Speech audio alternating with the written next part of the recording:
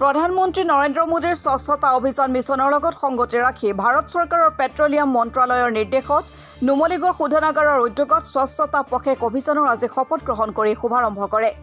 1 জুলাইৰ পৰা 15 জুলাই পৰ্যন্ত শোধনাগাৰৰ অভ্যন্তৰত আৰু বাহিৰত স্বচ্ছতা কাৰ্যসূচী গ্ৰহণ কৰাৰ উপৰি কাষৰীয়া বিদ্যালয়, মহাবিদ্যালয়, সামাজিক অনুষ্ঠান প্ৰতিষ্ঠানত স্বচ্ছতা বিষয়ক কাৰ্যসূচী গ্ৰহণ কৰাৰ লগতে ঠায়ে ঠায়ে স্বচ্ছতা অভিযান সন্দৰ্ভত সজাগতা সভাৰো আয়োজন কৰিছে।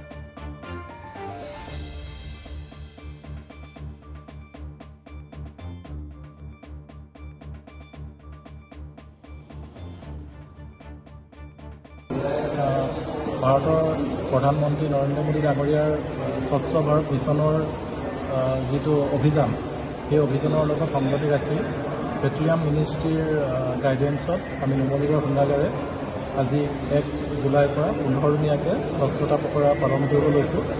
আজি দিনটো প্ৰথম দিন। আজি আমাৰ সকলোখিনি এমপ্লয়ী মিলি আমি স্বচ্ছতা পখৰাৰ যিটো শপত গ্ৰহণ প্লেচ টেকিং চেৰিমনি সেইটো সমাপন কৰিলোঁ। আগন্তুক দিনবোৰত আমি গোটেই 15 দিন বহুকেইটা কাৰ্যসূচী হাতত লৈছোঁ। আমাৰ ৰিফাইনেৰীৰ ভিতৰত বাহিৰত অজন্তীক লগত লৈ স্কুল কলেজ বহুতখিনি কাৰ্যসূচী আমি লৈছোঁ। আমি ভাবিছোঁ এই কাৰ্যসূচীৰ যোগেদি আমি সমাজখনলৈ বা আমাৰ চাৰিওপাশলৈ স্বচ্ছতাৰ বিষয়ে এটা নতুন বাৰ্তা কঢ়িয়াই ল'বলৈ সক্ষম হ'ম আৰু সমাজখন স্বচ্ছ কৰি ৰখাত সকলোৱে একেলগে মিলি আমি সাফল্যমণ্ডিত হ'ম।